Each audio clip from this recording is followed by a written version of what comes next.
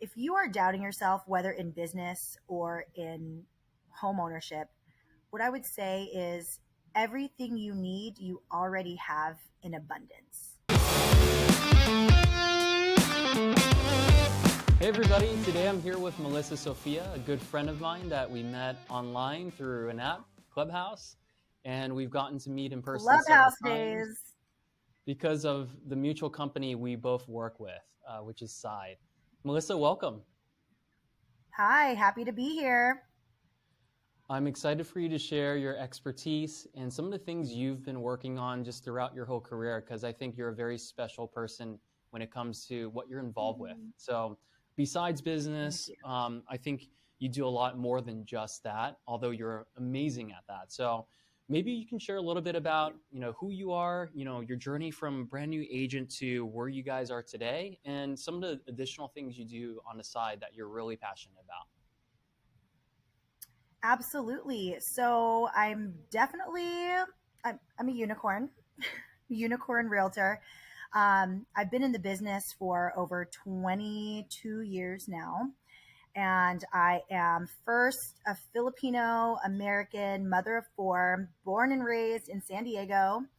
And I've been a broker for about 11 years. So my journey started when I was 18. I'm actually the daughter of a real estate agent. So I'm a legacy realtor. I've been like rollerblading flyers to houses since I was 7 or 8 years old. I've been searching the MLS since it was like DOS based on like, YB equals 3 plus. And I came from a time when we only had 5 disclosures that we had to actually close for a file. Wow. Very different from today. Uh, and now I'm the broker owner of the Avenue Home Collective, partnered with Side Real Estate, just like you. You were actually one of the reasons that I joined Side, because I had to legitimize it, make sure there was like other hustlers and great people. And so when I found out you were with Side, that definitely helped me make that jump.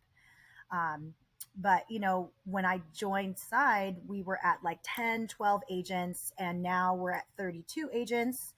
And we produced over 215 million last year, and over 250 million in production the year before. So it's been very exciting to see the growth, even with the market fluctuations and everything crazy going on. So it is a true joy. And you'll find me on the stage at Inman. I'm a really big supporter of Woman Up with the California Association of Realtors. I was one of the MCs for the California Association of Realtors Expo this year. And you'll see me at Side by Side. So I'm really excited to see you there soon.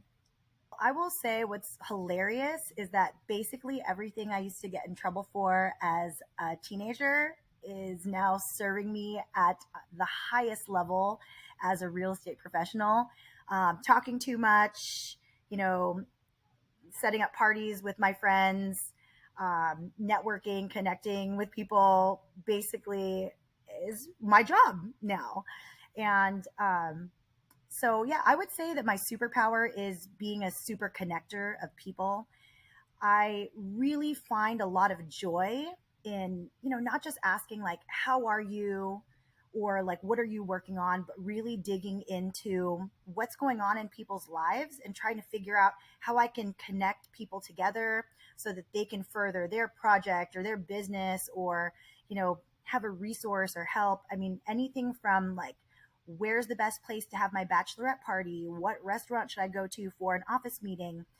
That's why my Instagram is Mel Knows, because way back in the day, people were like, oh, I don't know, but Mel knows, call her. So that is me. And what I used to get in trouble for the most is my superpower.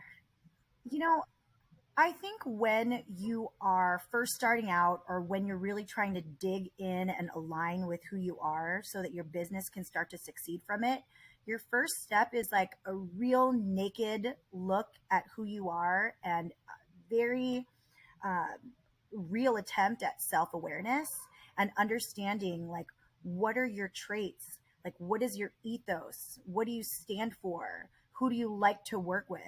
When I first started in the business, I just thought I had to be like this professional, wearing a business suit that was like 3 sizes too big, and like dressed like I was 20 years older than I was, because I felt like I had to fit into this like professional realtor box.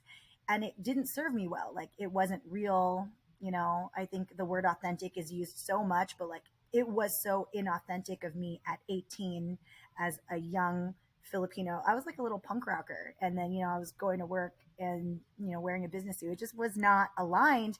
And I was just trying to be somebody who I was not.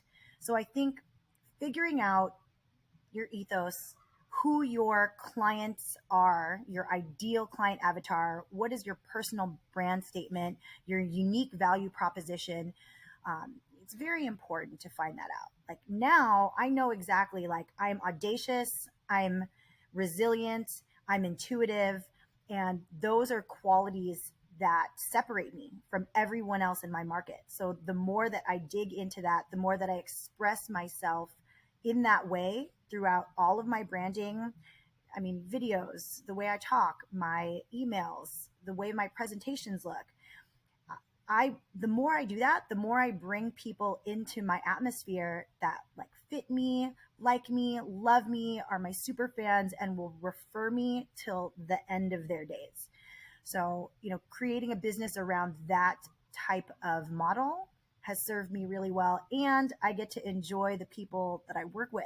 I'm not working with like people that don't get me or people that I can't show up as myself around. I can show up to a $4 million listing appointment wearing this unicorn hoodie, and it's totally cool. I think what's important is you really identified and made clear who you are. You attracted the business that you wanted to attract and to serve the people you wanted to serve. And that's why there's so much alignment in that. It's actually made everything work. Is that the same for your agents as well? Because I know you have 30 agents or so. Definitely. So, I mean, there are a lot of things that I do to try to help get my agents there. Of course, the first thing that I'm encouraging them to do is to figure out like their ethos. What's their ethos, their unique value proposition? What's their branding statement? What's their ideal client avatar? How do you want to show up every single day? I think there's a lot of confidence breakdown when leaders are telling agents like do it my way, and if you can't find success in the way that I'm doing it, like you suck. And it hurts your self-esteem, and kind of makes you feel like you need to be somebody you're not. I think it's Judy Garland who says it's better to be a first rate version of yourself than a second rate version of someone else. So I just am trying to open my agents' minds up to discovering who they are as a person, as a professional, and then to give them the confidence to express themselves in that way. I mean, when they understand that about themselves, then I can help them design like marketing campaigns and design 2 to 3 new pillars to generate their business. But the most important thing about any pillar that they're doing is that they are either in alignment, like complete alignment with that pillar. Like if you are all about hosting events that are going to educate millennials, cool. Like dig into that. Like you're all about educating, you're all about, being in your generation, what is relevant right now. Let's help you figure out something that you're passionate about, because when you're passionate about it, you can show up and actually get it done. If you're not passionate about calling expireds, like you're not going to do it. It's going to be death trying to get you on the phone. If you're about like meeting up with people for coffee, then do that 10 times a day instead of trying to go out and do open houses because you hate open houses. Whatever the case is, I just want to make sure that my agents can be consistent with the activity that they're committing to, and that it's something that actually fits into their life and their lifestyle. Because, realistically, if it doesn't fit in your lifestyle, if you're not passionate about it, it's not going to be a pillar that you're going to do. And Wilson, like basically everything works in real estate. Cold calling works, door knocking works, open houses work. But what are you going to do consistently? Because that's going to be the only thing that works. I love that. So you help agents identify what they're passionate about, because I agree. There's many, many, many ways that you can get business. But I think the key thing you said was consistently be able to execute it, because I think the passion might drive your ability to be consistent because you're not going to get as easily discouraged, right? Exactly. Now, let's stay on this a little bit. We're talking about agents and Mhm. finding what they're passionate about, and there's many ways to generate business. What is the number one quality you look Mhm. for in an agent that's joining your firm, or that you identify as possibly a value that would help them succeed? Totally. I'll say I think I'm super different from what a lot of other agents do, or a lot of brokers and team leaders. I don't try to hire en masse, and I'm not trying to hire for like high levels of production.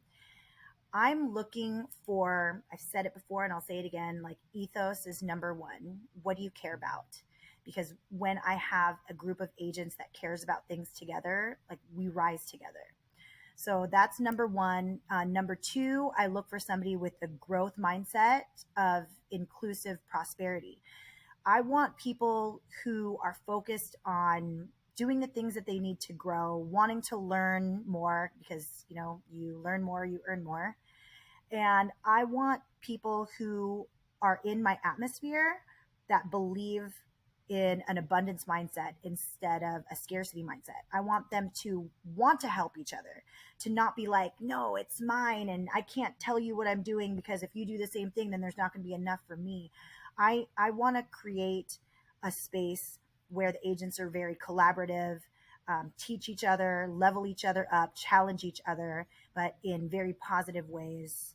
And it's really easy to toxify a real estate environment.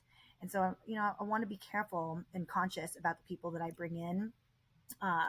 But the last thing that I look for is an internal drive to succeed. I think it is within you to be a person who will do the best you can when nobody is looking.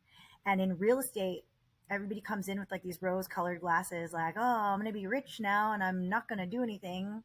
I'm just going to like open doors and all this money is going to fall from the sky. Like, that is not, that's not how it is.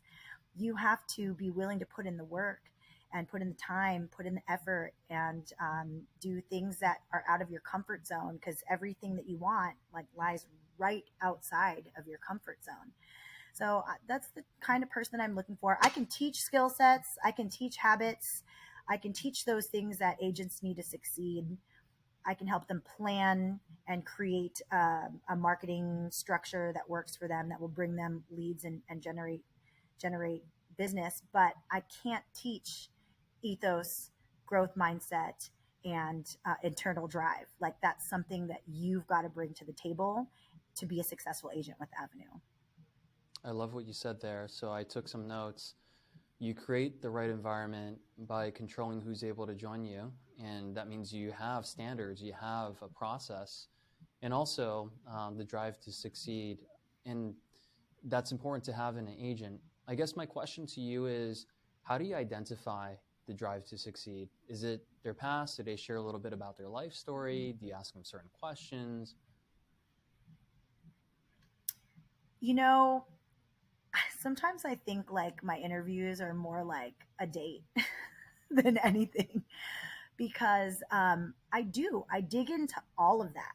Like I dig into like who you are, where did you come from, what have you dealt with in your past, like what kind of businesses have you been in the past.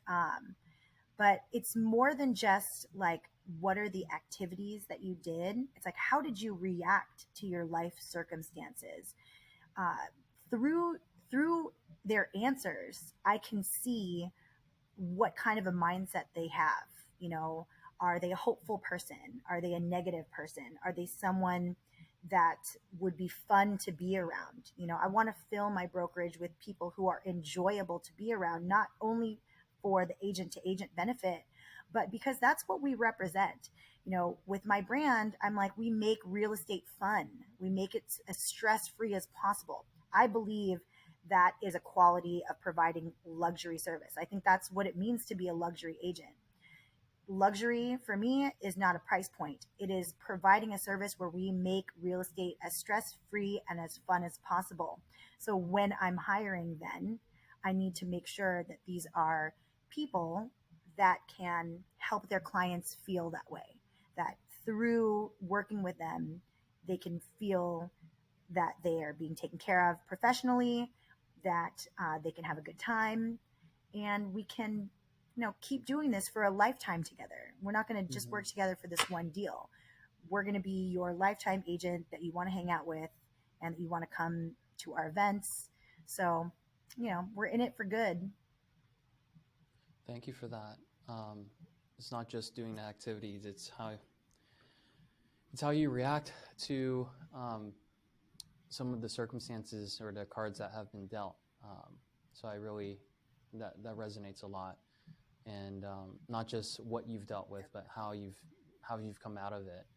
Can you give us a little bit about, like, you might have answered this already, but for new and seasoned agents, what's your best advice? Like, if you were to restart with the knowledge you have, or if you were brand new and you knew nothing, like, what would you do? Oh man, if I could restart, I talk about this with my agents all the time. Like, if I could restart from day one, first of all, I would be extremely open about my entire journey. I think that when you're a new agent, the tendency is to like hide how new you are. On the contrary, I think it is a joy for people to be on the full journey with you. Like, hey, day one in real estate, I don't know anything, but I'm going to learn what escrow means. Do you guys want to know what it means when I figure it out? they they want to ride with you. They want to see how you grow. They want to cheer for the underdog and like say, I knew that person way back when. So if I were a new agent, I would just be super upfront about it. I would let people along with me on that journey, and I would educate consumers at the same time that I was learning. um, Day one, I wish I would have started my CRM and like started an email campaign. I would not be talking to you right now because I'd be on my private jet if I had from day one been super lethal with my email marketing for my CRM database. Because if you think about it, that would have been like 2001. Like, I mean, I would have been crushing it and just having business come from it. But it's okay. Doesn't matter where you're at in your business. Start today. You know, just be top of mind and Hmm. get all of your stuff organized. That is a very important aspect of business that most agents overlook. And usually it's something that your brokerage provides for free. So, you don't have to put money in it, just a little bit of time. Let's see. Another thing that I would probably be is just be me. I wouldn't have tried to do what other people are doing. I would have focused on what my strengths are and like who my clients are and who I am. I wouldn't have tried to like, pivot to whatever the successful person in my neighborhood was doing and try to replicate it. I would have just dug in and found out that my strengths are social and in person and events and just being fun, and that being human is fun and professional, and that's okay to be that way. I could still be like an expert real estate agent and have pink hair. Doesn't matter. Love that. Just be you, be human, have fun, and I think you'll attract it. And I think it's so counterintuitive what you said for a lot of new agents. Being transparent about the journey, learn along with me. But that is such a strong, I guess, mindset to adopt, that if someone is able to educate at the same time, as you said, but also educate themselves at the same time, and be fully transparent, Yeah. there's a lot of things that I think is consistent with your message, which I think will help a lot of people. What about the seasoned agent? The seasoned agent that has hit a plateau, you know nothing about their business. Let's say they're consistently doing a certain amount, but they want to help more people. Like, what's your best advice for them? you know, More often than not, the seasoned agent that is hitting a plateau is probably making a very similar mistake as the new agent. Like, are you showing up fully as you? And, when it comes to the seasoned agent, my money is on they're not working on income producing activities as much as they say that they are. Like, be hyper aware and hyper honest with yourself. What are you doing on a day to day basis? And if you can't be super honest with yourself, sit down and do a day tracker. Write out what you're doing every single 15-minute set for an entire week. You're going to be very disappointed in yourself when you look at it and you're like, oh my God, I wasted how much time scrolling on TikTok or, talking to my gardener. I don't know. I think that for a lot of seasoned agents, they get used to like meeting their friend for lunch and calling it an appointment, or going to a broker caravan and saying they just spent the last 5 hours working. In reality, we know that the only income producing activities for agents are prospecting, lead follow up, appointments, and negotiation. So if you're not working on those four things, then you're not really working. What I wrote down from what you said was income producing activities with a period. What a good reminder. That Yeah, actually is relevant for new agents too. So I really appreciate you sharing that.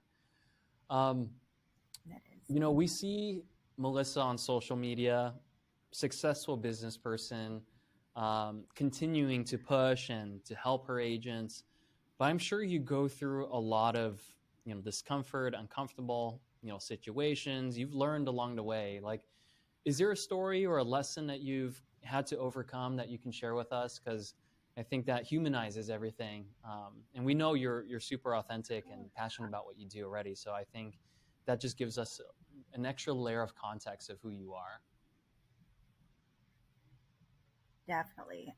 Gosh, I would say for me, my biggest struggle that I'm consistently presented with is exactly what I was advising against. Like, being unfocused on what I'm doing, like being distracted by opportunities or trying to, do a new project and making sure that I am sticking to my income producing activities.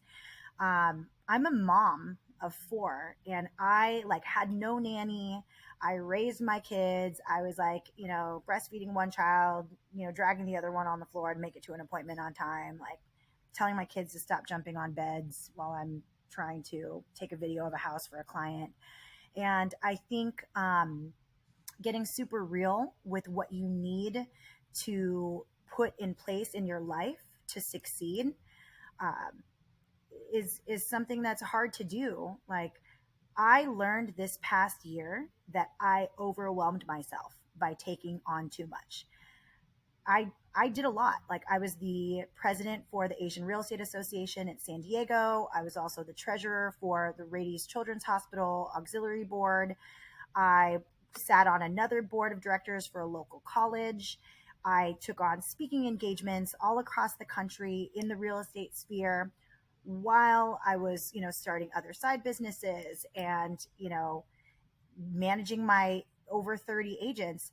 And I've finally reached a point where I was like, I said yes to too many things. So I had to peel back the layers of like, why did I do that? What were the signs that I was getting overwhelmed before I reached that? And how do I never do that again? I want to make sure that I maintain a high level of quality relationship in all aspects of my life. I had just like never reached a point of overwhelm before, and I kind of wanted to see where it was for me.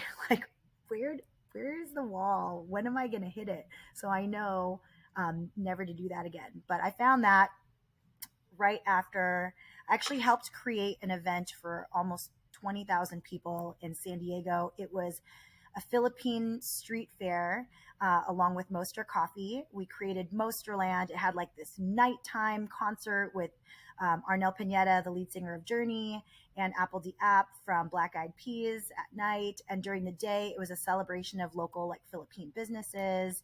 And I mean, we had like a whole thing. After that event, I was like, okay, yeah, I took on one too many ginormous things. So I think being really honest with yourself and saying like, what are the opportunities that are being presented to me that actually align with what I want in my life, with the schedule that I want to have, with the relationships that I want to hold, as a priority in my life, and make sure that it all fits in so that you are giving yourself like 100% in each of those areas. Nothing is worthwhile if your relationships suffer, you can have all the money, all the opportunities, all like the clout in the world, but like if you don't have anybody to go home to, if you don't have the friends, who are standing behind you and cheering you on, and if you're not enjoying what you're doing, then it's not worth it. Thank you for sharing that story. It sounds like it's all led with really good intentions, and you're a very selfless person. That's why you take on and you say yes. Give me a sec. That does that every 30 minutes. But everything was No led worries. with good intentions, is what it sounds like, and you're a very selfless Yeah. person. I guess what's driving you to pursue all of this? I mean, I know you took a step back from saying yes to more obligations, which is your contributions, but I guess what's the Mm-hmm. driving force behind why you're so involved and you providing and contributing? I had a mom who showed me that she was so much more capable than the world had told her she was, that she could accomplish so much more than what was possible. She was an immigrant from the Philippines, and she was like set up to lead a life that would have been a lot harder, that would have been like poor, and it would be full of struggle. And she found a way to get out and build something for herself. She took a job here as an accountant, with Coldwell Banker, and she was supposed to be making like pennies on the dollar in comparison to what the agents were rolling in with, these huge commission checks.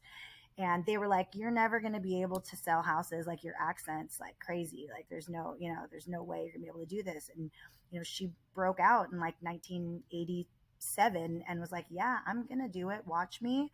And so, me watching what she did, I wanted to do the same thing for my children. I want to show my four kids that anything is possible. And so that is like what drives me. I've also found now, like, my really big goal is to show both women and the AAPI community what we are capable of. I think when I became a mother, I was like, man, so much of the world tells you, like, if you're going to be a mom, like, you need to be over here in this box. And if you're going to be like a working woman, then you need to be over here in this box. And I was like, I'm both. So what about that? I can make both work. I can be a great mom and I can be an incredible businesswoman. So I wanted to give women a platform and resources and a pathway to being able to do that for themselves and be okay with it, and kind of tell the world to like F off. Like, you don't know my life. I'm still a great mom and I'm a busy businesswoman too. On the same token, when I found Aria, I was like astounded. So ARIA is the Asian Real Estate Association of America, and they're the biggest trade organization in the US for the AAPI community, pushing the needs of the AAPI community within the housing industry. So we're like going to Washington, D.C. I'm actually on the ARIA National Policy Committee, and we go to Congress and we go to Senate and we push the bills that are making grants happen and pushing legislation that's going to allow for translations for the loan application, and making sure that appraisal values are fair, and that we have funding for diversity and fair housing bills. So when I found that community, I realized, like, oh my God, I'm able to combine what my dream was, which was to get into politics and get into lawmaking and work in the political and legal sphere, with my mom's dream for me, which was to follow in her footsteps and be a real estate agent. Clearly, she won, because I'm a realtor. But when I found Aria, I was like, oh my God, I can combine both. I can take my real estate background and I can help make things happen for exactly people like me, people like my mom, immigrants and first generation, who are suffering because they don't have a clear pathway to homeownership. We actually, as Asian Americans, we have a higher income and education ratio, but a much lower homeownership rate. And so I'm out here trying to figure out like why that is and to correct and repair the systematic pieces in our laws that are preventing homeownership from happening for our community. There was a lot there, and I really appreciate you sharing that. From the amazing gift it sounds like your mom provided you, and now you're the gift to your kids and other business owners, especially women and Asian Americans. And I know you're making a big impact out there, and this is still part of the process. You're far from finished for any of this. So there's a lot there. And I guess if someone was watching this, not just business owner, but let's say someone that is doubting themselves to get in business, doesn't have to be real estate, or doubting that they could be a homeowner, like what's your words of encouragement for them? I would say everything you have, you, every, sorry, if you are doubting yourself, whether in business or in home ownership, what I would say is everything you need, you already have in abundance. Just look for the resources, look for the supporters, look for mentors and people who really care, who will help you along on that journey. And if you need, you've got me and Wilson. So reach out. I know both you and I are like in our DMs. Nobody's taking those and answering those for us, but there are a lot of really great people out here in the world that actually care, and being able to recognize and find those types of people and create a board of directors of them in your life is going to take you to that next level, whether it's personal, business, or whatever. So we're always here for you, and I'm always down to answer questions if you ever want to reach out. And the best way to find you? I would find me on Mel Knows at Instagram. It's MELKNOWS. Thank you so much for your time and sharing your knowledge. I'm sure if you search Melissa Sofia on YouTube, on Google, you'll be able to find some of the things she's involved with and some additional words of encouragement aside from this podcast. And hopefully people are going to reach out to you so you can help them accomplish amazing things that you've accomplished in your life. So really appreciate your time today. Absolutely. I will talk to you anytime, Wilson. I love it. Thank you. Thank you. Sweet. Aww.